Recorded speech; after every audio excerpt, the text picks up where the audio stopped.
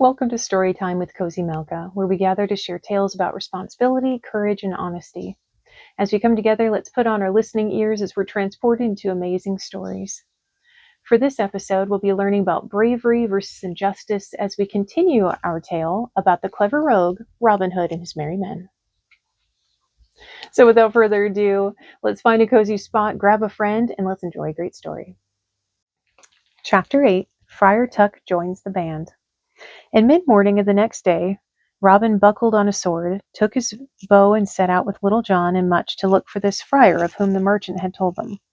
Noon had passed when they came up, hidden by the forest growth, to where a path led down toward a ford over the stream the merchant had described. On a little knoll beside the ford sat an enormous man in a friar's robe, which was tucked up under his belt. He gnawed at a great venison pasty, and down beside him stood a great flagon, the sight of which made all three of the outlaws feel thirsty. "Do you two stay hidden here," Robin bade, "while I have a game with this great friar, who would be a good match for you, methinks, Little John." He strode out towards the friar, who gave him one glance and then went on eating unconcernedly. Robin went straight up to him, suddenly whipped out his sword, and put the point of it at the friar's breast. "Ho, you," he said roughly, "up and carry me across the stream, lest I wet my feet in the water." "Son," said the friar gravely, not a bit decomposed in spite of the sword, "my dinner is here on the side. Why should I cross to the other?" "Up and carry me," Robin insisted. "Put down the dinner till I am over the ford dry-footed." Friar put down his half-eaten pasty and sighed. "Since it must be, he said. "Get up on my back, then." He bent his back, and Robin got on it, but took care to keep his drawn sword in his hand. The friar took to the water and waded in. "These be sad days," he lamented, "when a peaceful man must leave his dinner for any knave who fears to wet his feet." He splashed on with the water nearly waist deep in the middle of the ford, and came out on the other bank. Then Robin slipped from his back.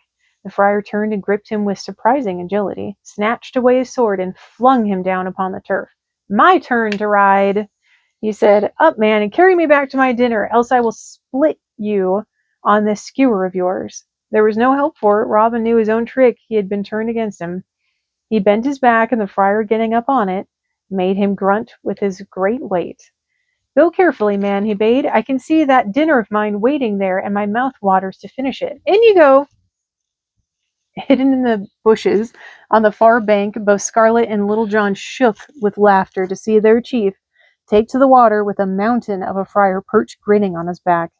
But when they got to the bank again and the friar got down ponderously, Robin suddenly bent himself and jumped backward, hitting the friar in a way that knocked all the wind out of him and caused him to drop the sword. With a nimble leap, Robin picked it up. "No dinner yet, friar," he said. "Carry me back, and be careful over it, or I'll slice an ear off of you." Again the friar bent his back, since there was no help for it, but this time he looked none too pleasant. He took to the water, with Robin on his back, and waded in. When he had got to the middle, he suddenly bent nearly double and pitched Robin into the stream over his head. "Now, impudent rascal, sink or swim," he said. "I am for my dinner." And back he went, leaving Robin to climb out from the water, laughing at the adventure. Presently Robin came up to him with his sword in his sheath, all dripping from water. "Away, villain," said the friar, "or I will take a stick and baste your hide for you. Let me eat in peace." "A bold monk this," said Robin. "Tell me your name." "Men call me Friar Tuck." "How do they call you, rascal?" "Robin of Locksley, but better known as Robin Hood." The friar leapt to his feet with a laugh. "What?" he asked. "Have I made carry me the man who sent Guy of Gisborne home in his shirt and spoiled the rascally Prior of Newark?" "So," said Robin, "but I made you carry me too. Now, friar, there is more meat like that you were eating in Sherwood, and many a drink like that in your flask, and I have come out today to find you." "Here is a man who likes priors and abbots as little as I like them myself," said the friar, "and has a little respect for the king's deer as I have. But perhaps, Robin, you keep fast days in Sherwood. Is it so?" "If you will join my band, we will keep just so many fast days as you order us," Robin promised. "Ah, tempt me not, Robin Hood, tempt me not, for I am a holy man." "Venison, friar, good fat deer, well cooked, a roast swan once in a while, and pheasants. Strong ale to plenty, and good casks of wine as well. Come with us, for we need such a cook as I have heard you are." "Enough, Robin, I yield," the friar said with a chuckle. "It is too much for sinful men to resist." "Now we shall have a chaplain to our band," Robin remarked, and raised his hand as a signal.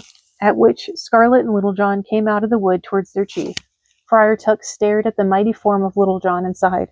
Good Robin, he said, if you keep such tiny babies in your band as this, we must take back some feeding bottles with us.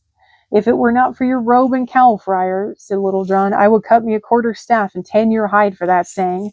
Cut it, man, and I will throw back the cowl and tuck up the robe, the friar offered. So they call me Friar Tuck, since ever my robe is tucked in my belt to let me fight more freely. Let us have a bout, and I will warrant you cry for mercy before it is over. We will have that bout in our glade, not here, said Robin. Let us away, Friar, if you are ready. So Robin Hood won Friar Tuck to join his band, and they say there was no merrier or braver man than the good friar in all the Midlands. He could sing them a song, cook them a royal feast, and fight well at need. Thank you for joining us for Story Time with Cozy Malka. We'd love for you to share with our friends what you learned from tonight's tale.